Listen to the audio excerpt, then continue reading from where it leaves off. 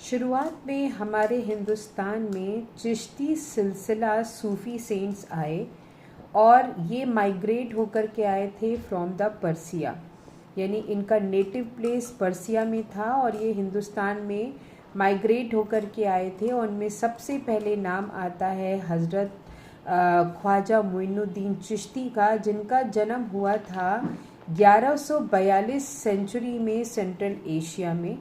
उसके बाद फिर ये हिंदुस्तान आ गए और यहाँ पर इन्होंने अपनी शिक्षाओं से लोगों को अपनी तरफ आकर्षित किया। लोग इनके फॉलोवर्स बन गए और इनके हारमनी और इनके लव और डिवोशन से सभी धर्म के लोग इनकी बहुत रिस्पेक्ट करते थे।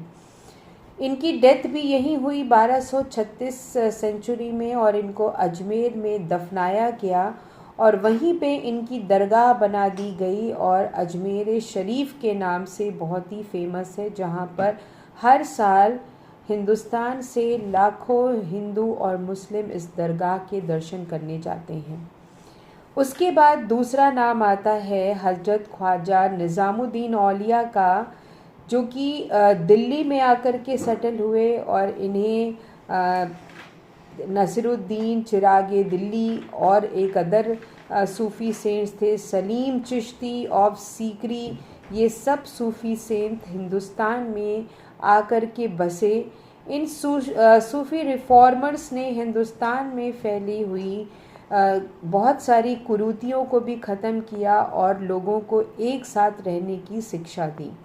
इन्होंने ईश्वर और अल्लाह में कोई भेद नहीं माना। इनका कहना था कि ईश्वर और अल्लाह दोनों ही एक नाम हैं और चाहे हम ईश्वर को पूजें या अल्लाह को पूजें, दोनों ही हमें अपनी ब्लेसिंग्स हमेशा देते रहेंगे अगर हम सही मार्ग पर चलें। मोइनुद्दीन मोहम्मदुद्दीन निज़ामुद्दीन औलिया, जिनका जन्म 1238 में हुआ था और 1325 में इनकी डेथ हुई थी, ये भी एक बहुत ही बड़े सूफ़ी सेंट्स थे जिन्होंने हमारे हिंदुस्तान के बदायूं में, उत्तर प्रदेश बदायूं में आकर के इन्होंने अपना स्थान ग्रहण किया था। यहाँ से इन्होंने लोगों को शिक्षाएं दी थी और अपने मैसेजेस लोगों तक स्प्रेड किए थे। ये भी एक बहुत ही फेमस सेंट थे। ये सेंट चिश्ती ऑर्डर के थे। इन्होंने भी लव और डिवोशन ऑफ द गॉड में काफ़ी स्ट्रेस किया। इन्होंने ह्यूमैनिटी और ब्रदरहुड का संदेश दिया और इनके